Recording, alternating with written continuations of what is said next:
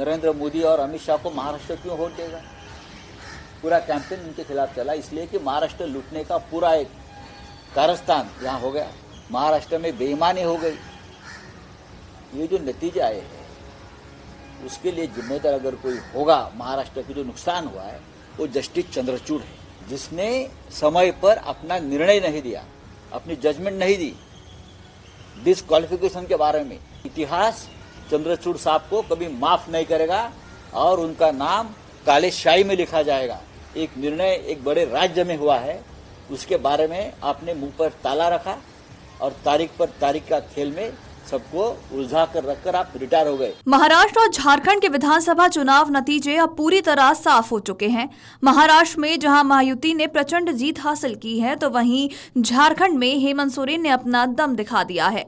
महाराष्ट्र में जहां महायुति में कौन बनेगा मुख्यमंत्री पर माथापच्ची का आलम है, तो वहीं झारखंड रिजल्ट के बाद हेमंत सोरेन के दोबारा मुख्यमंत्री बनने का रास्ता भी साफ हो गया है। महाराष्ट्र में सीएम पद को लेकर असल लड़ाई देवेंद्र फडणवीस और एकनाथ शिंदे के बीच नजर आ रही है।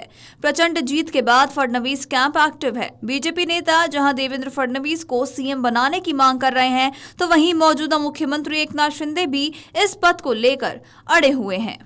बता दें कि महाराष्ट्र में एक तरफ जहां सीएम फेस को लेकर चर्चा बनी हुई है, तो वहीं दूसरी तरफ विपक्ष के नेता संजय राउत का पारा भी चढ़ा हुआ है। आपको बता दें कि उन्होंने एक बयान में कहा है कि महाराष्ट्र में हार की वजह डीवाई चंद्रचूड़ है। तो आइए आपको भी सुनाते हैं कि संजय राउत ने महाराष्ट्र में हार पर क्या कुछ कहा है। जो नतीजे आए हैं वो बहुत ही चौंकाने वाले नहीं, बहुत ही शॉकिंग है। ऐसे नतीजे आने की उम्मीद किसी को नहीं थी, कोई लहर नहीं थी किसी की। नरेंद्र मोदी और अमित शाह को महाराष्ट्र क्यों वोट देगा? पूरा कैंपेन उनके खिलाफ चला, इसलिए कि महाराष्ट्र लूटने का पूरा एक कारस्तान यहाँ हो गया।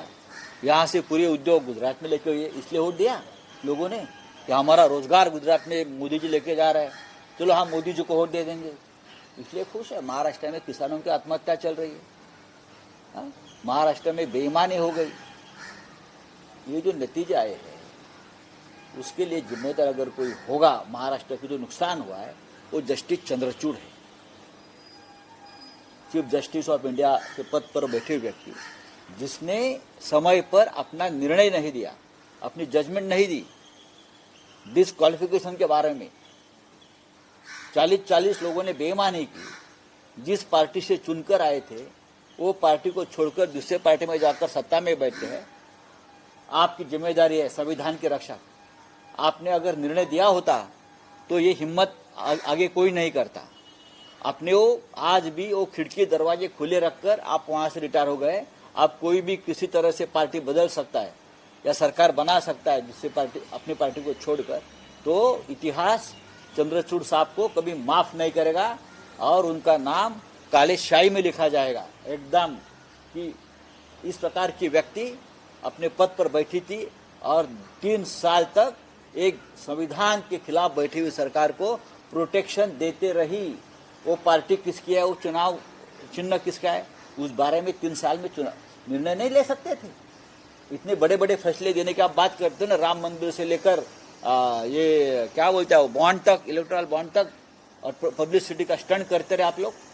लेकिन एक संविधान के खिलाफ एक निर्णय एक बड़े राज्य में हुआ है, उसके बारे में आपने मुंह पर ताला रखा और तारीख पर तारीख का खेल में सबको उलझा कर रखकर आप रिटायर हो गए। तो ये जो हुआ है महाराष्ट्र में, ये महाराष्ट्र याद रखेगा। बता दें कि इसके पहले भी उद्धव गुट के सांसद संजय राउत ने अपना एक बयान जारी करते हुए कहा था कि महाराष्ट्र के लोग बेईमान नहीं हैं, हमें नतीजे कबूल नहीं है, ये जनता का फैसला नहीं है, जनता को भी ये फैसला कबूल नहीं। जिस राज्य में सबसे बड़ी बेईमानी हो गई है, इस राज्य की जनता बेईमान नहीं है, नतीजे कबूल नहीं है। मैं मानता हूँ जनता को भी नतीजे कबूल नहीं है। उनका कहना था कि महाराष्ट्र में कैसे संभव है कि शिंदे को महाराष्ट्र में 60 सीटें मिल जाएं, अजीत पवार को 40 सीटें मिले। क्या यह संभव है कि बीजेपी को 125 सीटें मिल रही हैं? ये संभव नहीं है। संजय राउत ने कहा कि बीजेपी को मालूम था कि महाराष्ट्र रिजल्ट किस दिशा में जा रहा है, इसलिए 2 दिन पहले गौतम अडानी के खिलाफ अरेस्ट वारंट हो गया। गौतम अडानी पर केस हो गया। 200 करोड़ की रिश्वत का केस। बीजेपी की पोल खुल गई। गौतम अडानी, अमित शाह, नरेंद्र मोदी, देवेंद्र फडणवीस, एकनाथ शिंदे और अजीत पवार, ये सब एक है। संजय राउत ने कहा कि मुंबई को गौतम अडानी की जेब में जा रहा है। हमने इसका विरोध किया, इसलिए ये सब किया गया। हम लोग इस देश को अडानी राष्ट्र नहीं होने देंगे। महाराष्ट्र का ये रिजल्ट नहीं है, ये नतीजे महाराष्ट्र की जनता पर लाद दिए गए हैं। उन्होंने कहा कि मैं फिर कहता हूं और बार बार कहता रहूंगा कि महाराष्ट्र की जनता का ये फैसला नहीं हो सकता। महाराष्ट्र की जनता का मन हमें मालूम है, ये हो ही नहीं सकता। वीडियो डेस्क, अमरउजाला.com। अगर आप ये वीडियो YouTube पर देख रहे हैं तो हमारे चैनल को सब्सक्राइब कर बेल आइकन दबाएं और Facebook पर देख रहे हैं तो हमारे पेज को लाइक करें। 8 मिलियन प्लस सब्सक्राइबर, आपके इस भरोसे के लिए बहुत धन्यवाद।